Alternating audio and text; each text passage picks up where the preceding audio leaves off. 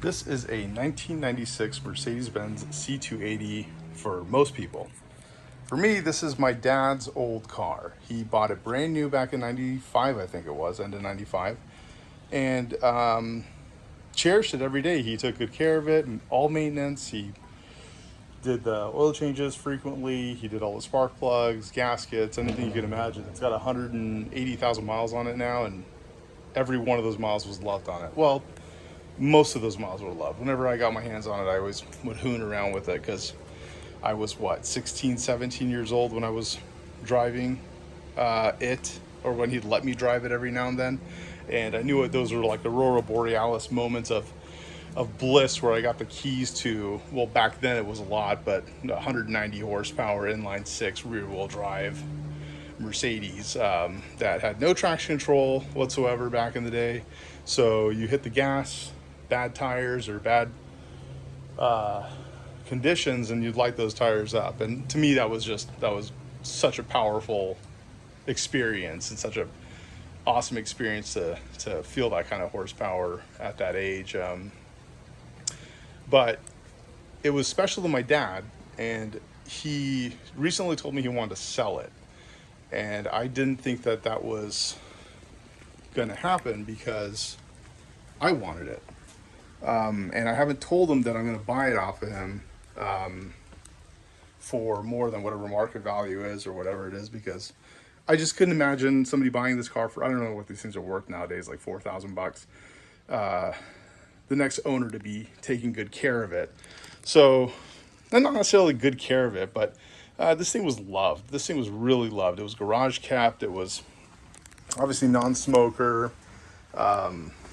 All the maintenance schedules and all that stuff. So it just he put so much time into it, or too much time, if you ask me, for someone just kind of get the keys and treat it like a beater car. So I decided to buy this off of him. So this is kind of what it looks like now. And I didn't take a video of it before the detail, but I had one of my good buddies come by, and he did one of the deep details where he takes the seats out and he extracts the carpet underneath the seats and basically made this thing look brand new. I mean, if you could imagine, this thing has 180,000 miles on it. It looks like it did in the showroom floor. You know what I mean? So this is just such a nice car, beautiful, brand new looking car. Yeah, obviously there's wear and tear and stuff like that, but yeah, that's to be expected, especially when I'm his son, and I was his son back then. So yeah, I probably pulled on that thing and yanked on it, but I mean, for the most part, he yelled at me pretty good for messing it up, and I was forced to kind of clean it up anytime I mess around back here. But anyways, I grew up in that seat. What was I in 96? I was like 14 years old or 13 years old in 95. So this has a lot of sentimental value to me. I mean, someone else looks at this car, they're just like, whatever, it's a old Mercedes, that's impressive, it's still on the road. And honestly, I took it for a drive, and aside from the shocks, this thing drives like brand new. The engine's healthy, the drive shaft, the diff, everything feels stout. It feels like it really was babied. So anyway, so I'm going to buy the car. I'm going to make it go through some sort of transformations. Not sure quite what direction I want to go. I know I want to drop the whole luxury bit off of this thing, and go a little bit more raw muscle. And that obviously means getting rid of the 2.8 liter inline six under the hood eventually. This isn't going to happen overnight. But I don't mind making this my project car. And whoever knows me knows I don't really project car very well. I usually lease cars, beat the shit out of them, and then hand the keys off at the end of the lease and say, thanks a lot, may I have another? And that's with any car. I don't care if it's a sports car or even an SUV like that. I'll beat the crap out of that too. So when it comes to like owning a car, I'm not really used to that. I don't like it because I actually have to take care of it. And leases, I genuinely don't care. It's like a disposable item to me. But that's because leases aren't sentimental to me. There's nothing sentimental about a hunk of metal with wheels and put gas in it and it goes. Yeah, every car has a soul to it, but I don't think a single lease has a soul to it. But this means a lot to me. It's back when Mercedes, the era of Mercedes, when Mercedes was emphasized on class and everything felt good. And you drove it, you felt like $1,000,000.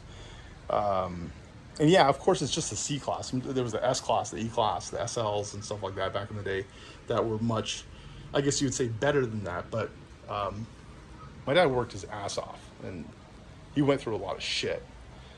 And a lot of people will say, "Oh yeah, my parents went through shit too," but my dad went through some weird shit. My parents both went through some weird shit. We're Iranian, so the whole Iranian Revolution found my parents here. So like we just left there. I wasn't even born yet. My mom was pregnant. So he went through a lot of shit, and he worked his ass off, and he was always looking out for the family, paid for everything for us, never batted an eye. I needed something, my mom needed something, he'd always deliver. This was the first time he bought something for himself, and it was cool.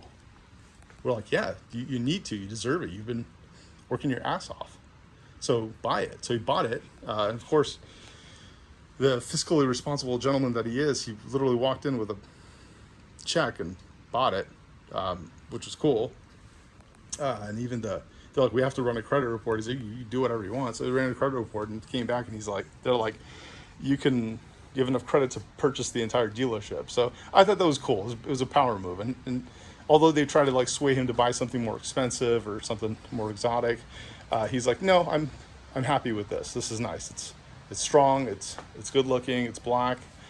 And as you can tell, we have an affinity for black vehicles. So